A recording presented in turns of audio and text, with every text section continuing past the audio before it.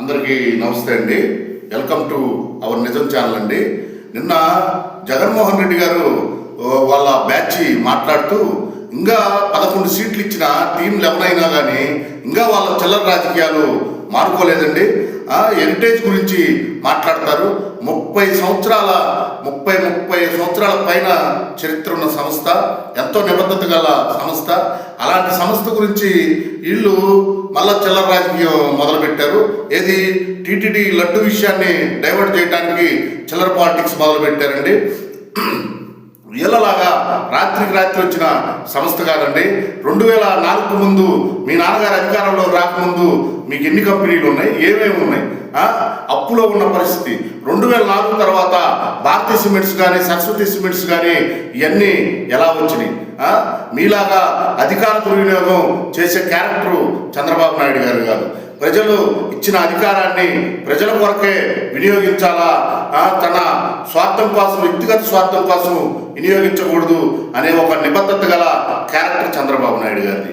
మీలాగా అధికారంలోకి రాగానే ఎలా దోచుకోవాలి, ఎలా దాచుకోవాలనే విధానం అయింది కాదు.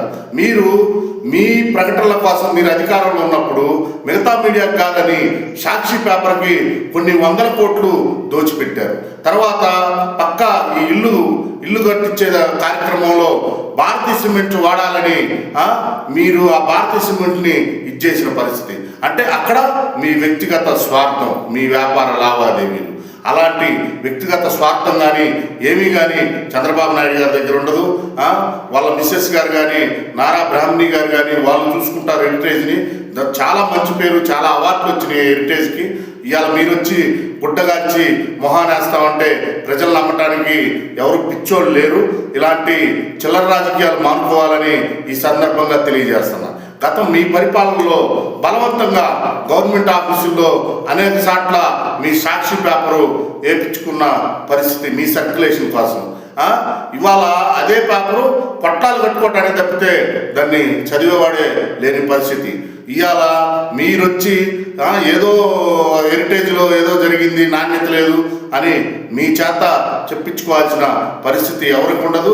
వీళ్ళు చాలా సేవా కార్యక్రమాలు, మీరు కానీ మీ కుటుంబం కానీ ఏదన్నా ఒక్క సేవా కార్యక్రమం మీ జేబులోంచి ₹1 ఖర్చు పెట్టిన సందర్భం ఏముందా? మీరు వచ్చి మాట్లాడతారు.